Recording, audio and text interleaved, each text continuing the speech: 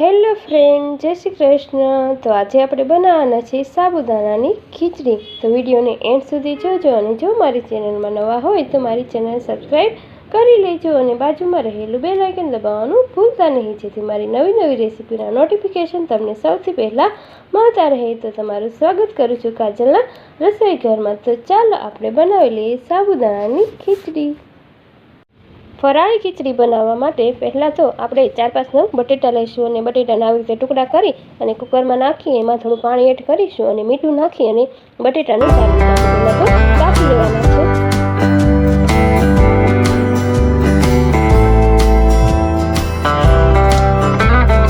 હવે આપણે જોઈ લઈએ આપણા બટેટા બફાઈ ગયા છે કે નહીં। તો આપ જોઈ શકો છો આપણા બટેટા સારી રીતે બફાઈ ગયા છે। તેને એક ડીશમાં કાઢી લઈશું અને થોડી વાર આપણે ઠંડા થવા દઈશું। ઠંડા થાય પછી આપણે તેની છાલને કાઢી લઈશું અને બટેટાના નાના ટુકડા કરી લેવાના છે। આવી રીતના મીડિયમ સાઇઝના નાના બટેટાના ટુકડા કરી લઈશું।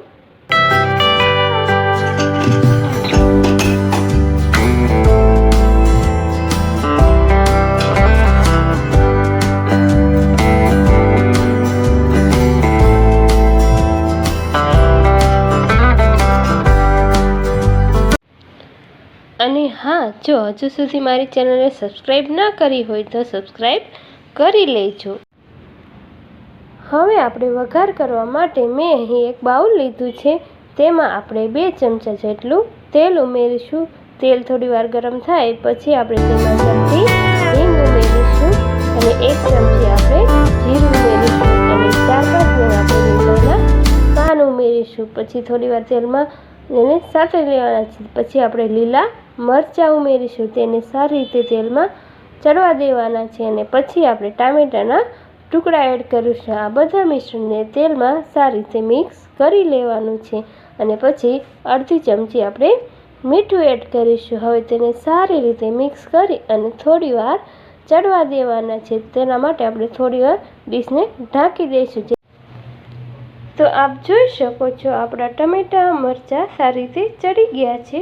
હવે આપણે તેમાં 1 ચમચી જેટલી ખાંડ ઉમેરીશું। પછી આપણે તેમાં બટેટાના ટુકડા એડ કરીશું। તે મિશ્રણને આપણે સારી રીતે મિક્સ કરી લેવાનું છે।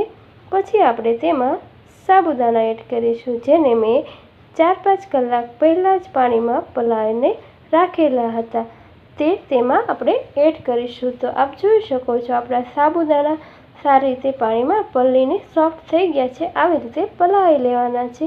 તેનો સ્વાદ ખૂબ જ ટેસ્ટી આવતો હોય છે। તેને આપણે આ બટેટાના મિશ્રણ સાથે સારી રીતે મિક્સ કરી લેવાના છે।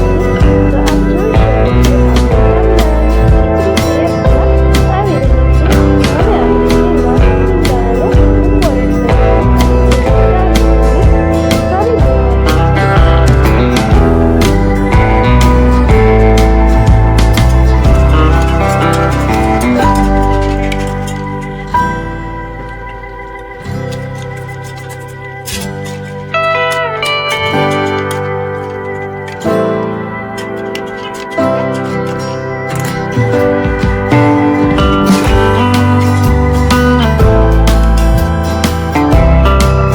હવે આપણે આપણી સાબુદાણાની ખીચડી તૈયાર થઈ ગઈ છે। હવે આપણે તેને એક ડીશમાં સર્વ કરી લઈએ। તો આપ જોઈ શકો છો કેટલી સરસ આપણી સાબુદાણાની ખીચડી બનીને તૈયાર થઈ ગઈ છે, જે ખૂબ જ ઝડપથી બની જાય છે અને વ્રત ઉપવાસમાં ખાવામાં પણ ખૂબ જ ટેસ્ટી લાગે છે।